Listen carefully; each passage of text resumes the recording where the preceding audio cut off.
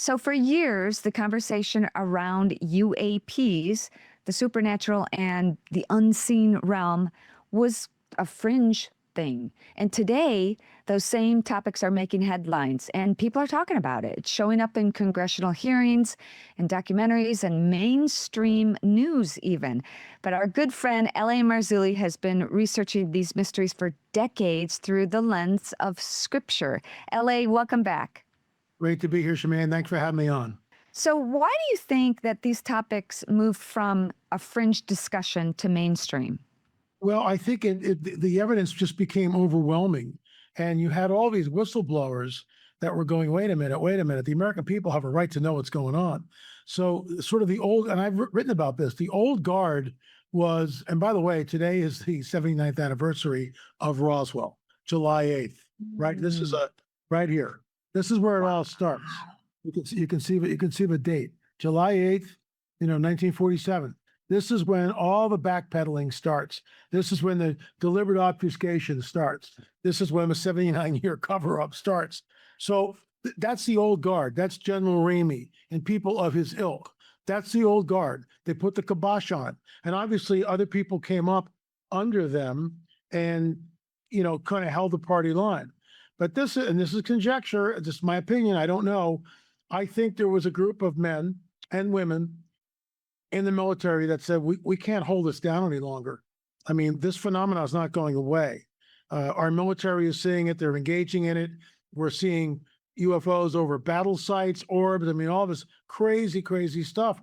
And some of these people like Lou Elizondo, whistleblower, risking everything to come forward. Chris Mellon, these are all people that testified in Congress. David Grush, just to name a few. But these people came forward. I mean, Philip Corso's book, The Day After Roswell, which came out, I think, in the late 90s, something like that. And I read that thing in one or two sittings, cover to cover. And of course, there was a lot of blowback and pushback. Oh, Corso. Well, he died like less than a year later, I think, right around a year after the book was published. Essentially, it's a deathbed confession. I have talked to people who were either there or a relative was there, and on their deathbed, they said, wasn't a weather balloon. I saw the craft. I saw the bodies.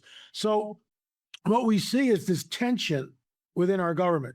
And Anna Paulina Luna and Nancy Mace has addressed this, that they're in a skiff with a non-elected official who says, you can't see this, you don't have clearance. Well, how does that work?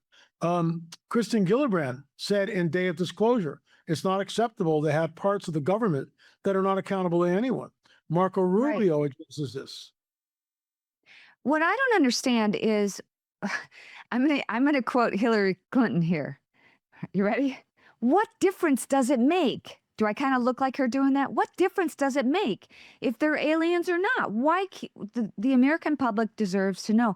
The world deserves to know what we're dealing with. I don't understand why this is an issue at all. Why wouldn't they want to say, hey, by the way, there are these aliens from whatever, Mars, interdimensional, whatever it is, you might want to know about it. Just like LA, they're explaining, oh, there's a flu pandemic coming or whatever it is. Wouldn't we want to know? Shouldn't we need to know? Well, again, there's this tension between parts of the government which aren't accountable to anyone. When was the last time a sitting president went into Area 51? J.D. Vance tipped his hands. Well, I'm going to go to Area 51. That's not how you play the game. You just got to show up with like 200 of the best of the best of the best, armed and ready to go. Let us in. We want to see what you got. So he tipped his hand. Everything got moved or hidden away. I mean, who knows? And as far as I know, no sitting president has ever been to Area 51. No, nobody. Bob Lazar tipped everybody off. S4. Gary Schultz, this is way back in the early 80s, before the X-Files, before any of this stuff happened. Gary Schultz and Norio Hayakawa, they bought a Japanese film crew. And you can see, and I'm not making this up, we have it in one of our films. So the craft is going like this, and it blinks out, Shemane, so now you don't see it, and it appears like this. It just jumped through space like that.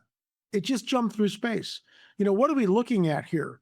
And there is a hidden history that's been obfuscated from the peoples of the world. I mean, we're taught, for instance, the theory of Darwinism as its fact, but that's just nonsense, especially with the complexity of the oxyribonucleic acid, the DNA molecular structure. We now know that that is so complex.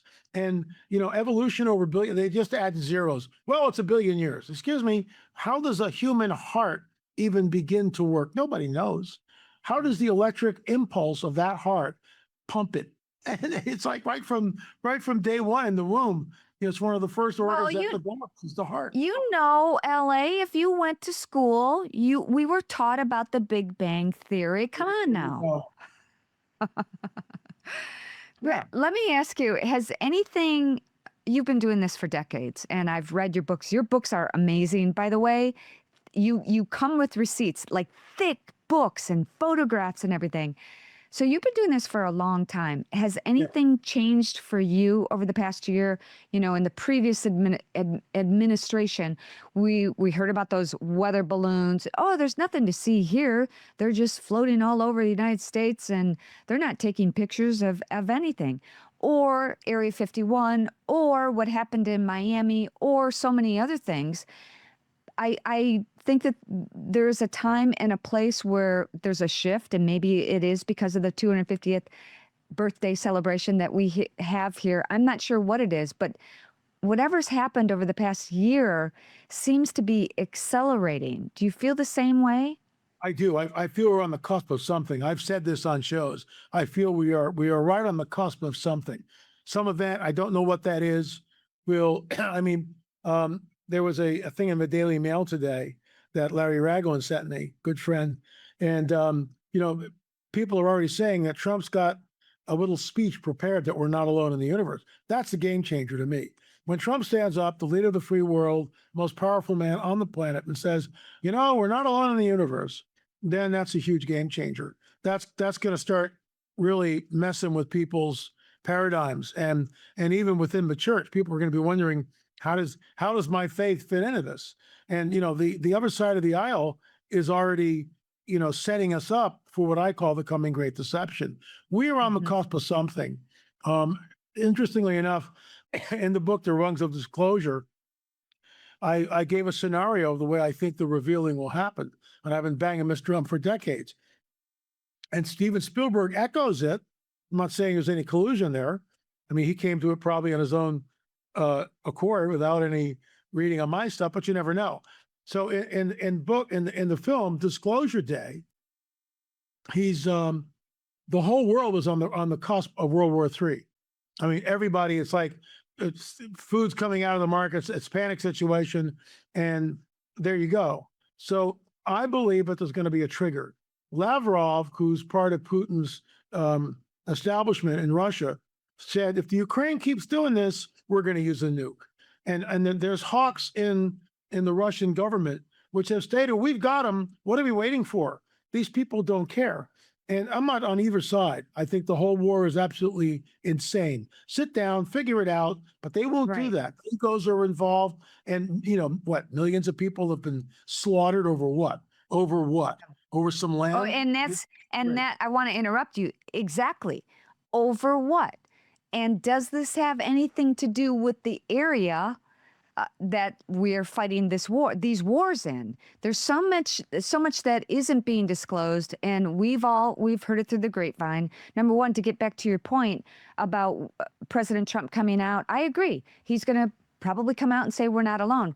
But LA, who doesn't already think that? I think so many people are already, okay, yeah, just give it, just tell us.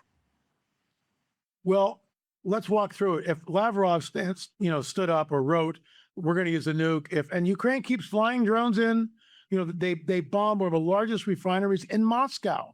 It's not it's not some little town someplace. It's Moscow. That's the capital.